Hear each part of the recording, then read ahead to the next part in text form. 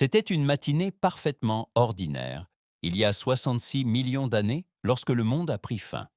Et le plus troublant dans tout cela, c'est qu'aucun des animaux qui marchaient alors sur la Terre n'avait la moindre idée de ce qui allait se produire. Parce que le ciel était dégagé, les forêts résonnaient de sons, les dinosaures faisaient exactement ce qu'ils faisaient chaque jour. Manger, se déplacer, chasser. Et quelque part au-dessus de l'Atlantique Nord, filant à 70 000 km à l'heure, un rocher de 12 km de diamètre traversait l'atmosphère terrestre sans qu'aucun être vivant sur la planète puisse le voir, le sentir, ni savoir que, dans quelques secondes, il allait effacer 66% de toutes les espèces existant à la surface du globe. Ce qui s'est produit dans les heures qui ont suivi est l'histoire la plus violente, la plus rapide et la plus irrévocable qu'ait connue la Terre au cours des 500 derniers millions d'années. Les scientifiques la connaissent aujourd'hui avec une précision si extraordinaire qu'ils peuvent la reconstituer pratiquement minute par minute. Nous savons ce qui s'est passé dans les 30 premières secondes. Nous savons ce qui s'est passé pendant la première heure. Nous savons ce qui s'est passé durant les premiers jours et les premières années. Et ce que nous savons est d'une brutalité, d'une ampleur si vertigineuse qu'il est difficile de croire que nous ayons réussi à survivre comme espèce sur une planète qui a enduré quelque chose d'aussi extrême. Aujourd'hui, nous allons revivre ce jour en temps réel, depuis l'instant où l'astéroïde est entré dans l'atmosphère jusqu'aux semaines et aux mois qui ont suivi l'impact, en suivant les animaux qui l'ont vécu, en reconstituant chaque phase de la catastrophe à la lumière des connaissances scientifiques les plus récentes et en comprenant pourquoi ce jour a été le plus important de toute l'histoire de la vie sur Terre. Car sans lui, nous ne serions pas ici. Abonnez-vous et activez la cloche avant de commencer, parce que c'est un voyage que vous ne voudrez pas manquer. Le monde, le matin d'avant. Ce qui a été perdu. Pour comprendre l'ampleur de ce qui allait être anéanti, il faut d'abord comprendre ce qui existait ce matin-là. Car le monde du Crétacé supérieur, il y a 66 millions d'années, n'était ni un monde primitif ni un monde pauvre. C'était un monde arrivé à pleine maturité biologique, exubérant, divers, extraordinairement complexe. Un monde qui avait mis 160 millions d'années à se perfectionner et qui, ce matin-là, se trouvait à l'un des moments les plus riches de son histoire. Les continents n'étaient pas là où ils se trouvent aujourd'hui. L'Amérique du Nord et l'Amérique du Sud étaient des îles séparées. L'Europe formait un archipel d'îles volcaniques. L'Inde était un continent dérivant au milieu de l'océan Téthys, et des mers intérieures recouvraient de vastes étendues de ce qui sont aujourd'hui des plaines continentales. La carte du monde, ce matin-là, aurait été totalement méconnaissable pour n'importe quel voyageur moderne, même si le soleil se levait de la même façon, si le vent soufflait de la même façon, et si les océans sentaient pareillement le sel et la vie. Le climat était nettement plus chaud qu'aujourd'hui, avec des températures moyennes mondiales supérieures de 8 à 10 degrés Celsius aux nôtres, sans calotte glaciaire permanente aux pôles, avec des forêts subtropicales s'étendant jusqu'à des latitudes aujourd'hui froides, et une biodiversité qui, sous certains aspects, dépassait celle d'aujourd'hui, avec des écosystèmes d'une richesse et d'une complexité que les paléontologues cherchent encore à comprendre dans toute leur profondeur. En Amérique du Nord, là où nous connaissons le mieux l'écosystème du Crétacé supérieur, grâce à des sites comme Elk Creek, dans le Montana et les Dakota, la faune était un mélange de grandeur et de sophistication qu'un visiteur moderne aurait trouvé à la fois familière et inquiétante. Il y avait des arbres reconnaissables, séquoias, magnolias, palmiers, fougères arborescentes, plantes à fleurs qui avaient conquis les forêts au cours des 20 derniers millions d'années et emplissaient l'air de parfums et de couleurs. Et parmi ces arbres évoluaient des créatures que nous connaissons bien à travers les livres et les films, mais qui, dans la réalité, étaient très différentes de l'image que nous nous en faisons. Plus bruyantes, plus odorantes, plus vivantes. Le Tyrannosaurus rex était le prédateur dominant de l'Amérique du Nord.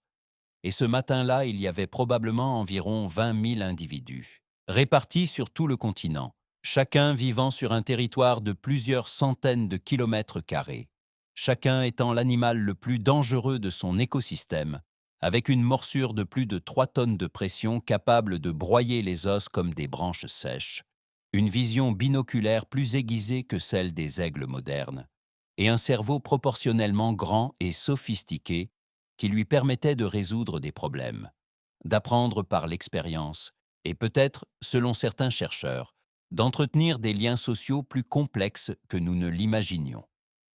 Aux côtés du T-Rex vivaient les Tricératops, les derniers et les plus évolués des cératopsidés, des herbivores pouvant atteindre 10 tonnes, dotés de 3 cornes et d'une collerette osseuse qu'ils utilisaient à la fois pour se défendre et pour communiquer visuellement entre eux.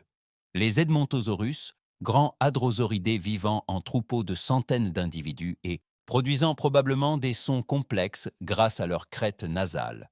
Et les Ankylosaurus, véritables chars biologiques recouverts de plaques osseuses et armés d'une massue caudale capable de briser les os d'un T-Rex d'un seul coup.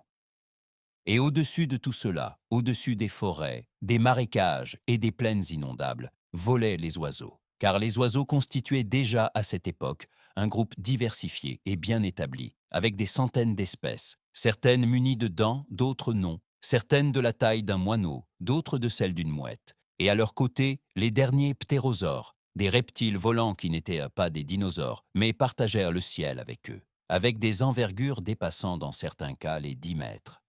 C'était un monde complet, fonctionnel, équilibré dans sa complexité, et ce matin-là, rien n'annonçait que tout allait s'achever en quelques heures, parce que la nature n'envoie pas de préavis lorsqu'elle décide de se réinitialiser. T. Moins 30 secondes. L'astéroïde entre dans l'atmosphère. L'astéroïde qui allait mettre fin au monde du Crétacé s'était formé dans la ceinture d'astéroïdes entre Mars et Jupiter, il y a environ 4 milliards et demi d'années, pratiquement en même temps que le Soleil et les planètes. Il avait passé tout ce temps à orbiter autour du Soleil, sur une trajectoire stable, jusqu'à ce qu'à un moment donné, au cours des derniers millions d'années, une perturbation gravitationnelle, peut-être le résultat d'une collision avec un autre objet dans la ceinture d'astéroïdes, le dévie légèrement de son orbite, suffisamment pour que sa nouvelle trajectoire croise celle de la Terre. Et une fois cette rencontre mathématiquement inévitable, aucune force du système solaire ne pouvait plus l'empêcher. Il mesurait environ 12 km de diamètre, ce qui en faisait un objet de la taille d'une ville moyenne, et il voyageait à 70 000 km à l'heure, soit environ 20 fois plus vite qu'une balle. Ainsi, lorsqu'il entra en contact avec l'atmosphère terrestre à une altitude d'environ 100 km, ce qui se produisit ne fut pas un freinage progressif, mais quelque chose de bien plus violent. L'atmosphère, qui est un fluide, ne pouvait pas s'écarter assez vite pour laisser passer un objet de cette taille à une telle vitesse. Et il en résulta une compression de l'air devant l'astéroïde si intense que cet air se réchauffa jusqu'à des dizaines de milliers de degrés en quelques millisecondes. 30 secondes avant l'impact, l'astéroïde traversait la stratosphère en laissant derrière lui un canal de plasma incandescent de 12 km de largeur. Et tout animal qui, à cet instant, aurait levé les yeux vers le ciel dans un rayon de plusieurs milliers de kilomètres, aurait vu une lumière plus brillante que le soleil, une lumière d'une intensité telle qu'elle aurait suffi à causer des dommages permanents à la rétine dès la première seconde d'exposition. Mais pratiquement aucun animal ne le vit, parce que l'astéroïde venait de l'espace et que l'atmosphère terrestre ne laisse qu'une trentaine de secondes entre l'entrée dans les hautes couches atmosphériques et l'impact au sol. 30 secondes qui ne suffisent pas à un cerveau animal pour comprendre ce qu'il voit et réagir de manière significative. Pendant ces 30 secondes, dans la péninsule du Yucatan, alors recouverte d'une mer peu profonde, chaude et transparente, pleine de récifs coralliens et de vie marine, l'eau commença à bouillir du bas vers le haut, tandis que le plasma du canal atmosphérique de l'astéroïde chauffait la surface de l'océan à des centaines de kilomètres avant même l'impact. Et les animaux marins de cette zone, poissons, reptiles marins, requins, ammonites, commencèrent à s'agiter dans toutes les directions sans comprendre ce qui se passait, parce que leur sens leur disait qu'un désastre approchait sans qu'ils puissent en identifier ni la source ni la direction. Et puis, en un instant que les géologues ont fixé avec une précision extraordinaire, à il y a 66 millions d'années et 252 jours, l'astéroïde frappa la surface de la Terre. Minute 0. L'impact. L'impact eut lieu dans la mer peu profonde qui recouvrait ce qui est aujourd'hui la péninsule du Yucatan, au Mexique. Et l'énergie libérée à cet instant est un chiffre si immense qu'il est presque impossible de l'appréhender intuitivement. Elle équivalait à l'explosion simultanée de 10 milliards de bombes nucléaires de la taille de celle qui détruisit Hiroshima. Ou, si l'on préfère une autre comparaison, elle fut approximativement 1 million de fois plus énergétique que l'éruption volcanique la plus puissante jamais produite dans l'histoire enregistrée de l'humanité. Dans la première seconde suivant l'impact, l'astéroïde pénétra entièrement dans la croûte terrestre et commença à se vaporiser. Mais cette vaporisation ne fut pas une explosion simple projetée vers l'extérieur dans toutes les directions. Ce fut quelque chose de plus complexe et de plus destructeur. L'énergie cinétique de l'astéroïde, colossale, se transforma en une onde de choc qui se propagea dans la roche à des vitesses supérieures à celles du son dans ce matériau. Cette onde de choc comprima instantanément la roche à des pressions telles qu'elle devint quelque chose qui n'était ni solide ni liquide, mais un état de la matière n'existant que dans des conditions extrêmes. Puis, lorsque l'onde de choc passa et que la pression chuta, cette roche se dilata de manière explosive vers le haut et vers l'extérieur. Durant les 10 premières secondes, le cratère en formation mesurait déjà plus de 100 km de diamètre et plusieurs kilomètres de profondeur. Et de son intérieur était projetée vers l'espace une colonne de roches en fusion, de vapeur d'eau, de vapeur de roches vaporisées et de fragments solides de toute taille, de la poussière microscopique à des blocs de la taille d'immeubles. Cette colonne d'éjectas, comme l'appellent les géologues, s'élevait à des vitesses si élevées qu'une partie s'échappa complètement de l'atmosphère et entra dans l'espace avant de retomber ensuite sur la Terre par le haut. Sur le lieu de l'impact, dans un rayon de plusieurs centaines de kilomètres, tout avait cessé d'exister au sens conventionnel du terme. La roche, l'eau, les organismes vivants, les sédiments accumulés pendant des millions d'années, tout avait été vaporisé, fondu ou projeté dans l'espace dans les toutes premières secondes. Et le cratère final, que les géologues connaissent aujourd'hui sous le nom de cratère de Chicxulub, mesurait 180 km de diamètre et plus de 20 km de profondeur. Autour de lui, la croûte terrestre avait été comprimée et déformée d'une manière encore visible dans les données sismiques modernes, après 66 millions d'années d'érosion et de sédimentation. À 1000 km du point d'impact, l'onde de choc qui se propageait à travers la roche arriva dans les toutes premières minutes et secoua le sol avec une intensité équivalente à un séisme de magnitude 11 ou 12 sur l'échelle de Richter, bien au-delà de tout tremblement de terre enregistré dans l'histoire humaine. Et cette secousse suffit à faire s'effondrer des montagnes, à ouvrir des fissures dans la croûte, à déclencher des glissements de terrain sur tous les continents et à générer dans tous les océans du globe des tsunamis atteignant, sur les côtes, des hauteurs de plusieurs centaines de mètres et pénétrant à l'intérieur des terres sur des centaines de kilomètres. Minute 1 à 10. L'enfer s'étend. Au cours des 10 premières minutes après l'impact, tandis que le cratère de Chicxulub continuait encore à se former au Yucatan, les effets se propageaient déjà à travers la planète à des vitesses rendant toute possibilité de fuite totalement illusoire pour les grands animaux terrestres dans un rayon de plusieurs milliers de kilomètres. L'onde de choc atmosphérique, différente de l'onde sismique qui traversait la roche, se propagea à partir du point d'impact à la vitesse du son dans l'air, soit environ 340 mètres par seconde. Ainsi, 10 minutes après l'impact, le front de cette onde avait parcouru près de 200 kilomètres et tout ce qu'il rencontrait sur son passage, forêts, animaux, blocs rocheux, était écrasé, détruit ou projeté dans les airs par une surpression qui, au front de l'onde, dépassait 10 atmosphères, suffisamment pour faire instantanément s'effondrer les poumons de n'importe quel vertébré, arracher les arbres à la racine et transformer chaque pierre libre en projectile mortel. Mais l'effet le plus immédiat et le plus dévastateur pour les animaux, situés dans un rayon de plusieurs milliers de kilomètres autour du point d'impact, ne fut pas l'onde de pression, mais la chaleur. Car la colonne d'éjecta projetée dans l'espace commençait déjà à retomber, et en réentrant dans l'atmosphère par le haut, les fragments de roches incandescents, des millions de tonnes, chauffaient l'air qui les entourait à plusieurs centaines de degrés.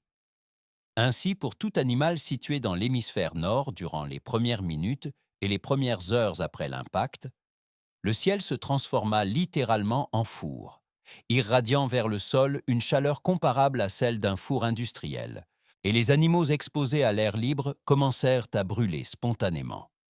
Les incendies de forêt commencèrent de façon simultanée en Amérique du Nord, en Europe et en Asie, dans les toutes premières minutes après l'impact, non pas parce que le feu se propageait d'un endroit à un autre, mais parce que la chaleur rayonnante des éjectats en rentrée atmosphérique suffisait à enflammer presque simultanément la matière organique sèche dans tout l'hémisphère nord.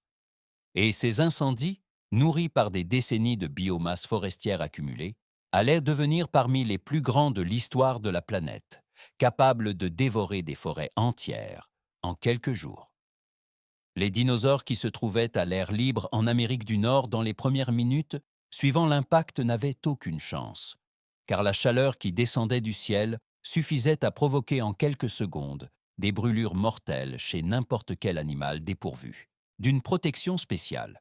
Les seules créatures qui survécurent à cette première phase furent celles qui, par hasard, se trouvaient dans des grottes, sous l'eau, dans des terriers souterrains ou derrière des barrières géographiques assez grandes pour bloquer une partie du rayonnement, ce qui, dans le cas d'une chaleur venant du ciel, était pratiquement impossible. Un Tyrannosaurus rex se trouvant alors en terrain découvert dans le Montana, à environ 3000 km du point d'impact, aurait d'abord senti la vibration du séisme se propager sous ses pattes, puis aurait vu le ciel s'illuminer d'une lumière étrange, et avant même que son cerveau puisse comprendre pleinement ce qui se passait. La chaleur rayonnante des éjectats en rentrée atmosphérique aurait commencé à échauffer sa peau et ses poumons à des niveaux insupportables.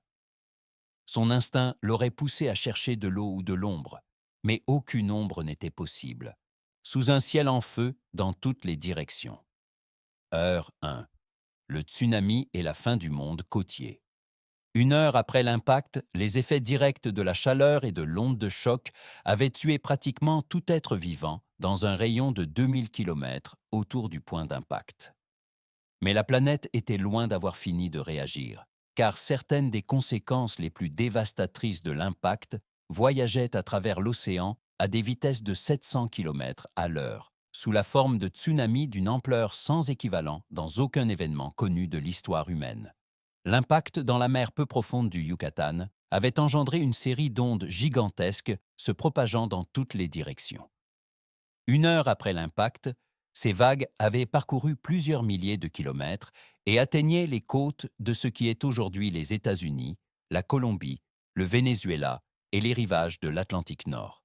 Lorsqu'elles pénétrèrent dans des eaux moins profondes, le phénomène appelé shoaling les comprima verticalement et les amplifia jusqu'à des hauteurs que les modèles géologiques estiment à 300 mètres sur certaines côtes, soit à peu près la hauteur d'un immeuble de 100 étages.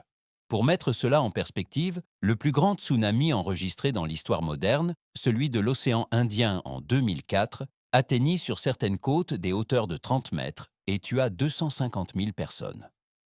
Un tsunami 10 fois plus élevé aurait donc pénétré à l'intérieur des terres non pas sur quelques kilomètres, mais sur des dizaines de kilomètres, balayant tout sur son passage avec une force hydraulique comparable à celle d'un immense fleuve lancé à des centaines de kilomètres à l'heure.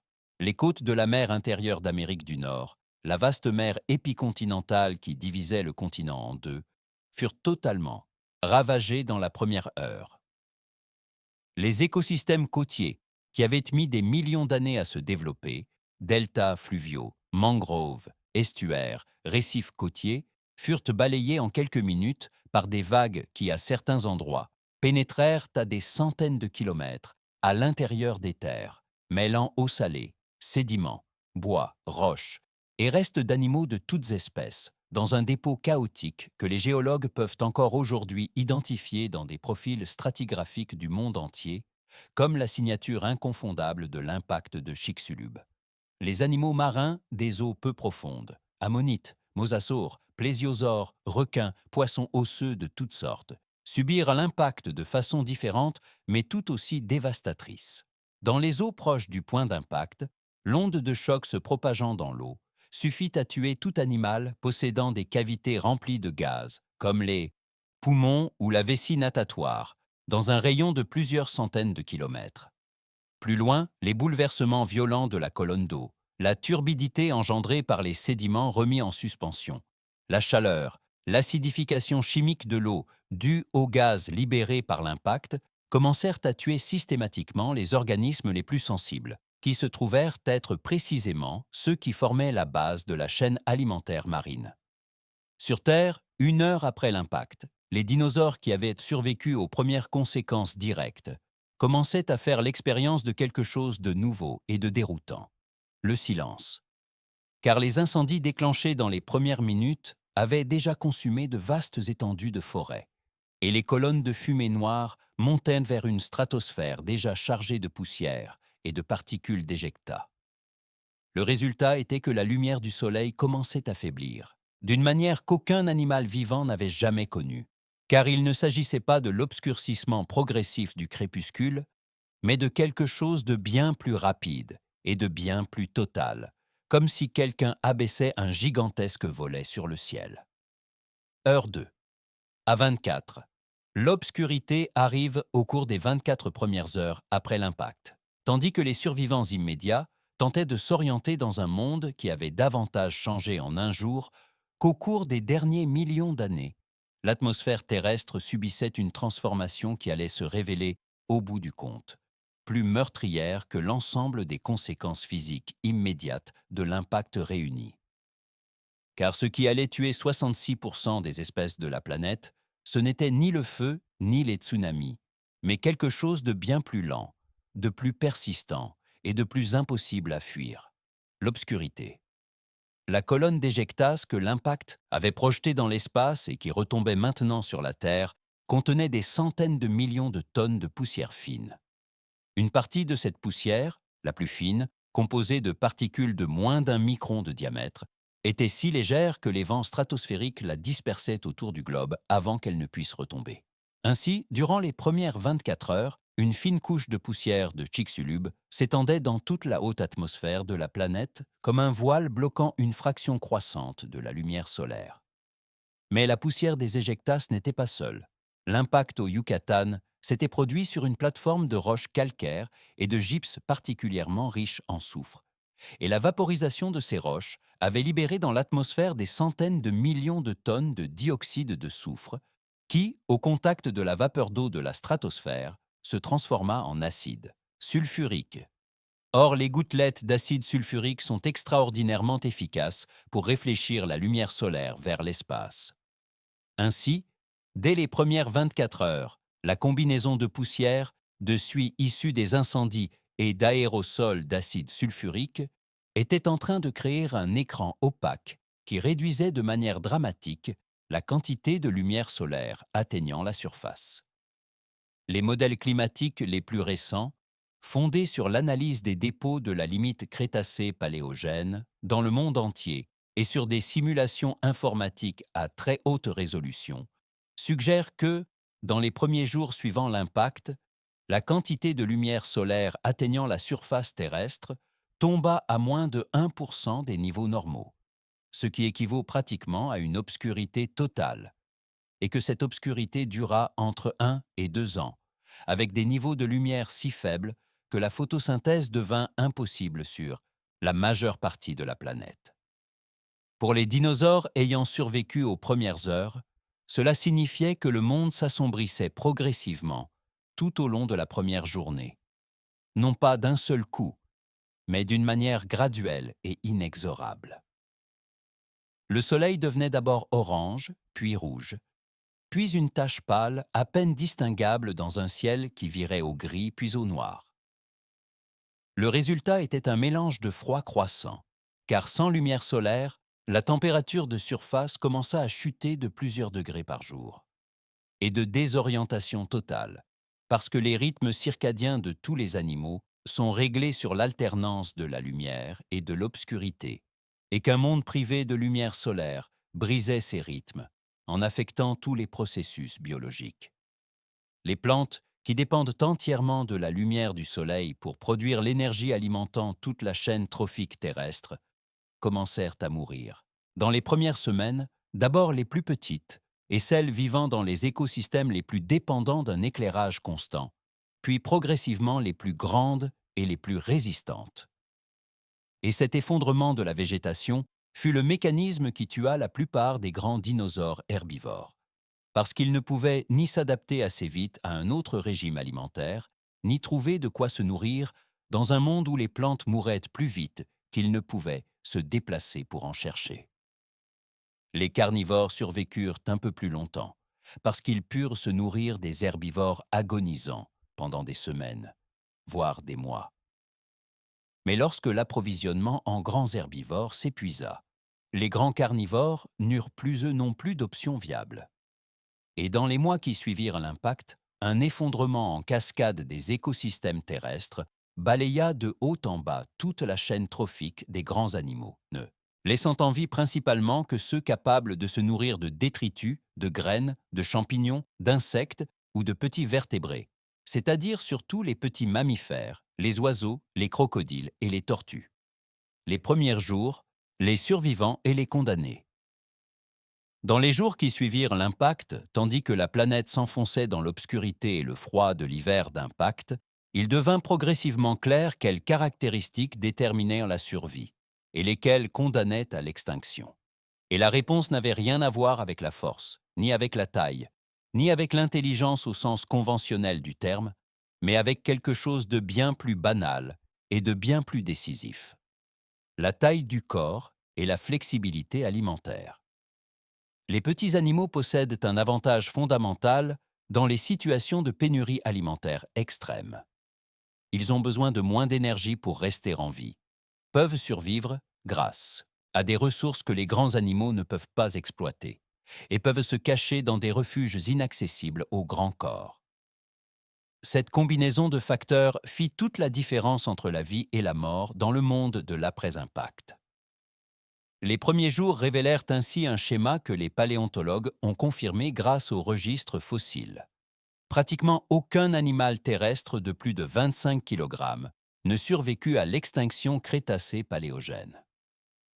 Les mammifères qui existaient alors étaient pour la plupart petits, de la taille de souris, de musaraignes ou de rats.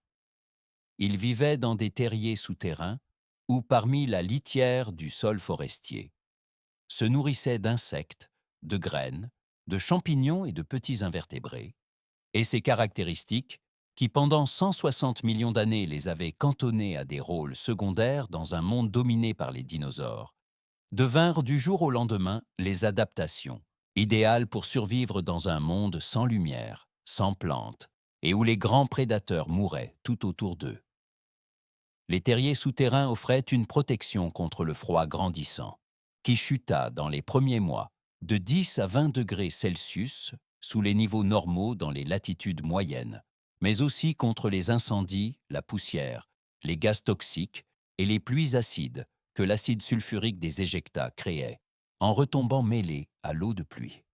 Et les petits mammifères, dans leurs terriers, pouvaient réduire leur métabolisme pendant les périodes de pénurie extrême, d'une façon que les grands dinosaures étaient tout simplement incapables d'imiter. Les champignons, qui ne dépendent pas de la lumière solaire mais de la matière organique en décomposition, proliférèrent de façon spectaculaire dans les premiers mois de l'après-impact, se nourrissant de la biomasse morte qui s'accumulait dans tous les écosystèmes. Et les fossiles de la limite crétacé-paléogène dans le monde entier montrent un pic spectaculaire du nombre de spores fongiques exactement à ce niveau, ce que les paléontologues appellent le pic fongique, et qui constitue l'une des signatures les plus nettes de l'effondrement des écosystèmes terrestres dans les mois ayant suivi l'impact. Les insectes, grâce à leur cycle de vie court, à leur capacité à entrer en dormance en période de conditions défavorables et à leur aptitude à exploiter pratiquement toute source organique disponible, survécurent en grand nombre et fournirent une ressource alimentaire cruciale pour les petits mammifères, les oiseaux et les petits reptiles pendant les années nécessaires à la récupération des plantes. Ainsi, la chaîne trophique du monde post-impact était radicalement différente de celle du monde pré-impact. Bien plus simple, bien plus dépendante de la matière organique morte et des Einstein champignons à sa base, et avec une richesse spécifique, dans les niveaux supérieurs, réduite à une fraction de ce qu'elle avait été. Les oiseaux, qui étaient les dinosaures les plus petits et les plus diversifiés du point de vue alimentaire, survécurent en partie, même si de nombreuses lignées d'oiseaux du Crétacé disparurent elles aussi lors de l'impact, en particulier les espèces les plus grandes et les plus spécialisées dans des régimes dépendants de la végétation. Celles qui survécurent furent surtout celles capables de manger des graines, des insectes et des charognes. Et ce sont précisément ces oiseaux-là qui sont les ancêtres de plus de 10 000 espèces d'oiseaux vivant aujourd'hui sur Terre. Quant aux crocodiles, ils changèrent à peine au cours de cette période catastrophique. Ils survécurent grâce à leur métabolisme exceptionnellement lent, qui leur permettait de passer des mois sans manger, à leur capacité à vivre aussi, bien en eau douce qu'en eau salée, à leur régime opportuniste leur permettant de consommer pratiquement n'importe quelle matière organique trouvée, et à leur aptitude à s'enfouir dans la boue pour survivre à des conditions environnementales qui auraient tué presque tout autre vertébré. Les crocodiles d'aujourd'hui sont donc, à bien des égards, les mêmes animaux que ceux qui ont survécu aux pires jours de l'histoire de la Terre. Les premières semaines. L'hiver d'impact. Dans les semaines qui suivirent l'impact, la planète entrait dans ce que les climatologues appellent l'hiver d'impact, une période d'obscurité, de froid et d'effondrement de la photosynthèse, que les modèles modernes estiment avoir duré entre 1 et 2 ans dans sa phase la plus intense, puis encore plusieurs années sous une forme atténuée. Et cet hiver fut le mécanisme principal de l'extinction massive, plus important encore que l'impact lui-même, parce qu'il tua non seulement les animaux ayant survécu aux premiers jours, mais aussi les écosystèmes entiers qui les soutenaient. La température mondiale chuta de 10 à 20 degrés Celsius dans les premières semaines, transformant des régions auparavant tropicales et subtropicales en environnements sujets au gel, tuant les plantes tropicales qui n'avaient jamais évolué pour supporter le froid et réduisant drastiquement l'activité des animaux à sang froid qui n'étaient pas morts lors de l'impact immédiat. Ainsi, les crocodiles, les serpents et les tortues qui avaient survécu aux premiers jours entrèrent dans des états de torpeur forcée en attendant une amélioration des conditions.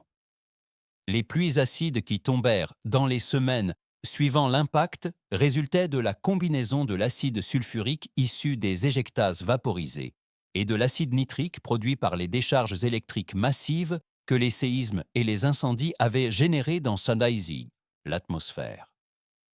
Et cette pluie acide, avec un pH comparable à celui du vinaigre, s'abattait sur les sols et les masses d'eau douce, acidifiant les lacs et les rivières à des niveaux mortels pour la plupart des organismes aquatiques d'eau douce et détruisant la fine couche de sol organique où vivaient bactéries et champignons, cette base invisible de tous les écosystèmes terrestres.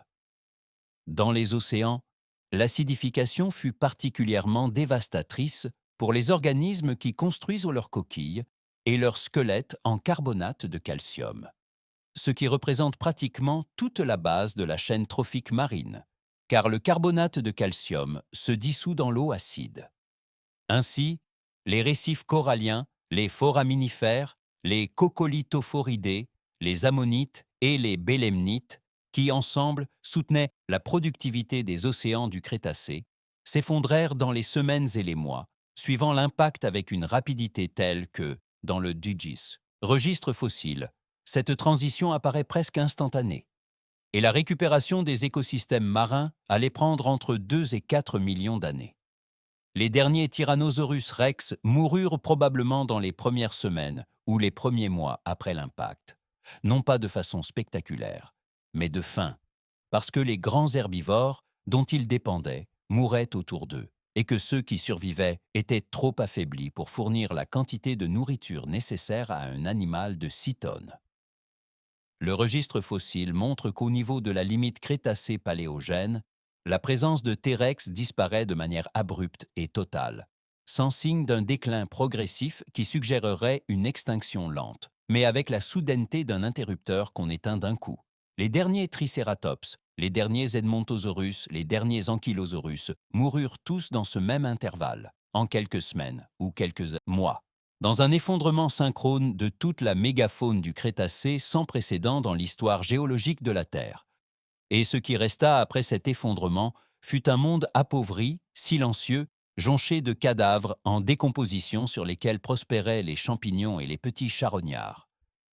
Un monde qui ne ressemblait en rien au monde exubérant et bruyant qui avait existé à peine quelques semaines plus tôt.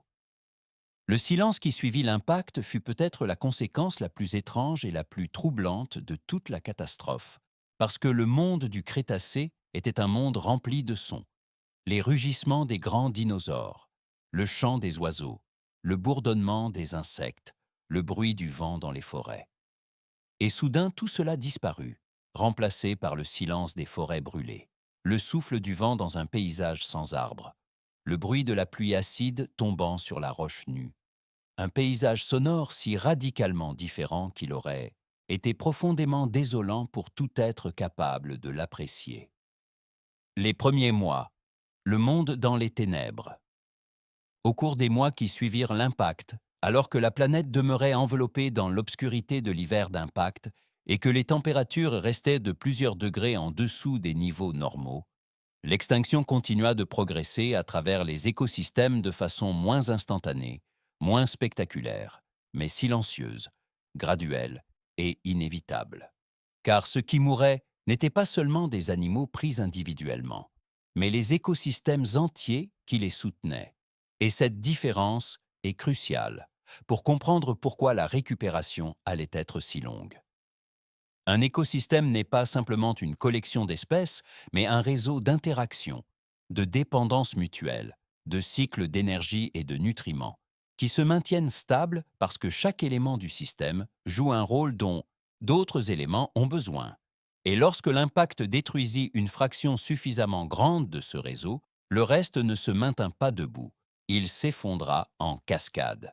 Car lorsqu'une espèce disparaît, les espèces qui dépendaient d'elle sont affectées à leur tour, puis celles qui dépendaient de ces dernières, et ainsi de suite, jusqu'à ce que même des espèces qui, en principe, possédaient les bonnes adaptations pour survivre, se retrouvent dans un écosystème tellement simplifié et appauvri qu'elles ne peuvent plus se maintenir. Les premiers mois montrèrent avec clarté quels éléments de l'écosystème sont véritablement fondamentaux et lesquels sont secondaires, parce que ce qui s'effondra en premier et le plus vite fut la base même du système, la production primaire, c'est-à-dire les plantes et le phytoplancton. Leur effondrement entraîna avec lui tous les herbivores qui en dépendaient, puis l'effondrement des herbivores entraîna à son tour les carnivores qui dépendèrent d'eux. Ainsi, l'extinction du Crétacé-Paléogène ne fut pas une simple liste d'espèces disparues de manière indépendante, mais une cascade d'effondrements interconnectés qui se propagea à travers le réseau trophique de bas en haut, éliminant d'abord les grands herbivores, puis les grands carnivores, et ne laissant debout que les éléments de l'écosystème capables de fonctionner de manière relativement autonome par rapport à ce réseau. Dans les océans, les premiers mois furent tout aussi dévastateurs, bien que pour des raisons légèrement différentes. Les océans possèdent une inertie thermique que les terres émergées n'ont pas, de sorte que les températures océaniques chutèrent plus lentement que les températures terrestres. Mais l'obscurité affecta le phytoplancton exactement comme elle affecta les plantes terrestres, car lui aussi a besoin de lumière solaire pour effectuer la photosynthèse.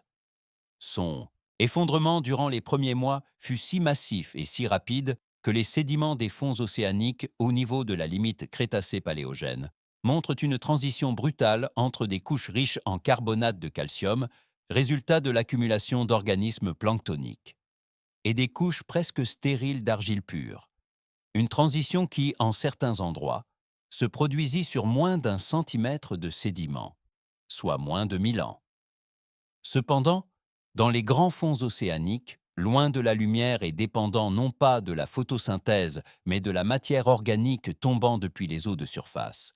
La situation fut paradoxalement meilleure durant les premiers mois. En effet, la mort massive des organismes dans les eaux superficielles provoqua une pluie de matière organique vers les profondeurs qui nourrit temporairement les communautés benthiques.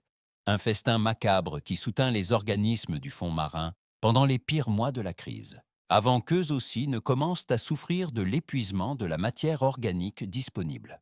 Les premiers mois furent également le théâtre d'un phénomène qui peut sembler paradoxal au milieu d'une telle destruction: la prolifération de certains groupes d'organismes qui, en temps normal, auraient été contenus par la compétition ou la prédation, mais qui, désormais libérés de ces pressions, se développèrent à des vitesses extraordinaires. Cela inclut certaines espèces de bactéries, certains types de champignons et quelques groupes d'invertébrés opportunistes spécialisés dans l'exploitation des écosystèmes perturbés. Et ces organismes, même s'ils ne résolvaient pas le problème fondamental de l'absence de production primaire, fournirent quelques maillons supplémentaires dans la chaîne trophique qui aidèrent certains survivants à tenir pendant les mois les plus sombres. La première année, le seuil entre l'extinction et l'avenir. Au terme de la première année après l'impact, la planète se trouvait dans un état qui aurait été totalement méconnaissable pour n'importe quel observateur du Crétacé supérieur. Car 95% des espèces qui existaient ce matin-là, il y a 66 millions d'années, avaient disparu. Les grands écosystèmes terrestres et marins du Crétacé n'étaient plus que des souvenirs préservés dans les sédiments. Et ce qui restait était un monde appauvri mais vivant, dans lequel quelques lignées d'organismes extraordinairement résilients commençaient, très lentement et au prix d'efforts immenses, le processus de reconstruction. L'obscurité ne se dissipa pas d'un seul coup, mais progressivement, au fil des mois et des années, à mesure que les particules de poussière et les aérosols d'acide sulfurique retombaient lentement de la stratosphère. Et à mesure que la lumière revenait, les premières plantes à se rétablir furent les plantes pionnières, les fougères, les mousses, les espèces capables de coloniser les sols nus et appauvris et de survivre avec des niveaux de lumière très faibles. Le registre fossile de la période immédiatement postérieure à la limite Crétacé-Paléogène montre partout dans le monde une augmentation spectaculaire du nombre de spores de fougères, si massive que les paléontologues l'appellent le pic des fougères, signature d'une recolonisation pionnière de paysages dévastés. Les mammifères qui avaient survécu à la première année dans leurs terriers et leurs refuges souterrains commencèrent à émerger dans un monde qui était littéralement un autre monde. Un monde sans les grands prédateurs qui avaient défini leur comportement pendant 160 millions d'années. Un monde rempli de niches écologiques vacantes, à toutes les tailles et pour tous les régimes alimentaires. Un monde qui était, au sens le plus littéral, une page blanche sur laquelle l'évolution pouvait recommencer. Et les mammifères répondirent à cette opportunité avec une vitesse évolutive sans précédent dans l'histoire des vertébrés terrestres. Au cours des 10 millions d'années qui suivirent l'impact, ce qui, à l'échelle géologique, est une période très courte, les mammifères passèrent de petits animaux nocturnes de la taille d'un rat à une diversification dans toutes les tailles, tous les régimes et tous les habitats disponibles. Des herbivores de la taille d'un rhinocéros aux carnivores de la taille d'un loup, des animaux arboricoles aux nageurs, des insectivores aux frugivores, dans une explosion de diversification que les biologistes appellent une radiation adaptative, et qui fut rendue possible directement par l'extinction Crétacé-Paléogène.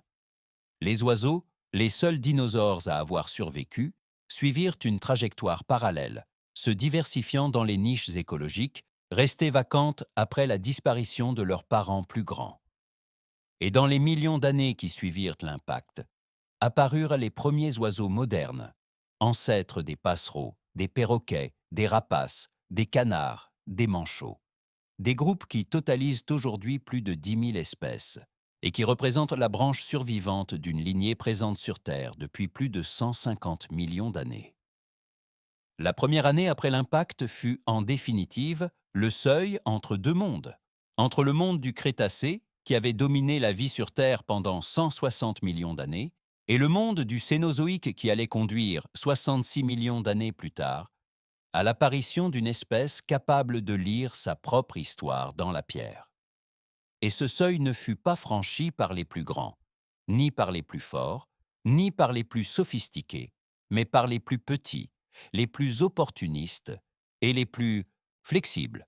Une leçon évolutive que la nature a répétée lors de chacune des 5 grandes extinctions massives de l'histoire de la Terre. Épilogue, ce que nous a laissé la fin du monde. 66 millions d'années après cette matinée ordinaire, devenue le pire jour de l'histoire de la vie sur Terre, nous sommes ici. Et cette seule phrase contient tout ce que nous avons besoin de savoir sur la signification de l'impact de Chicxulub pour notre propre existence. Car sans cet astéroïde, sans cette catastrophe apparemment totale et définitive, sans cet effondrement de tout ce qui avait mis 160 millions d'années à se construire, les mammifères n'auraient jamais eu l'occasion de se diversifier. Les primates ne seraient jamais apparus. Les hominidés n'auraient jamais évolué. Et aucun être capable de se poser des questions sur le passé n'aurait jamais existé sur cette planète. En ce sens, l'impact de Chicxulub est l'événement le plus important de notre histoire, plus important que n'importe quelle civilisation, n'importe quelle guerre, n'importe quelle découverte, parce que sans lui, nous ne serions tout simplement pas ici pour avoir une histoire. Et ce paradoxe, le fait que nous devions notre existence à la plus grande catastrophe des 500 derniers millions d'années, est l'une des vérités les plus étranges et les plus humbles que la science nous ait révélées sur nous-mêmes. Les scientifiques connaissent aujourd'hui les détails de l'impact, avec une précision qui aurait semblé impossible il y a seulement quelques décennies, grâce à la combinaison de la géologie, de la géochimie, de la paléontologie, de la sismologie et de la modélisation climatique par ordinateur. Et chaque année, de nouvelles études ajoutent des détails supplémentaires à la reconstitution, affinant les estimations de température, de durée de l'obscurité, de vitesse d'extinction de chaque groupe d'organismes, de vitesse de récupération des écosystèmes. Ce que nous avons raconté aujourd'hui dans ce documentaire est donc la meilleure approximation possible, à l'heure actuelle, de ce jour à la lumière des connaissances scientifiques disponibles, avec la certitude toutefois que cette connaissance continuera de s'améliorer dans les années à venir. Ce que les scientifiques ne peuvent pas te dire, et c'est peut-être la question la plus importante de toutes, c'est si quelque chose de semblable pourrait se reproduire. Et la réponse honnête est oui. Le système solaire est rempli d'objets dont les orbites sont chaotiquement imprévisibles à long terme. Des impacts d'astéroïdes de toute taille se sont produits régulièrement tout au long de l'histoire de la planète et continueront de se produire. La différence entre le monde moderne et le monde du Crétacé, c'est que nous disposons aujourd'hui de la technologie nécessaire pour détecter des objets dangereux des décennies à l'avance et, à terme, pour les dévier. Même si cette technologie n'en est encore qu'à ses débuts, et même si la surveillance globale de l'espace proche de la Terre présente encore des lacunes préoccupantes. Mais au-delà des implications pratiques, l'histoire de l'impact de Chicxulub nous dit quelque chose de plus profond sur la nature de la vie et de l'évolution. La vie ne progresse pas de manière linéaire vers des formes toujours plus parfaites et plus complexes. Elle avance par bonds, périodiquement interrompus par des catastrophes qui détruisent ce qui existait et ouvrent un espace à ce qui pourrait exister. Et les extinctions massives, aussi dévastatrices soient-elles pour les espèces qui disparaissent, sont aussi, en un certain sens, les moteurs les plus puissants de l'innovation évolutive, parce qu'aucune pression de sélection n'est plus forte que celle d'un monde vidé qui attend d'être rempli à nouveau. Les dinosaures non-aviens dominèrent la Terre depuis 160 millions d'années lorsque l'astéroïde est arrivé. Et en 160 millions d'années, ils n'avaient produit aucune espèce capable de s'interroger sur sa propre existence.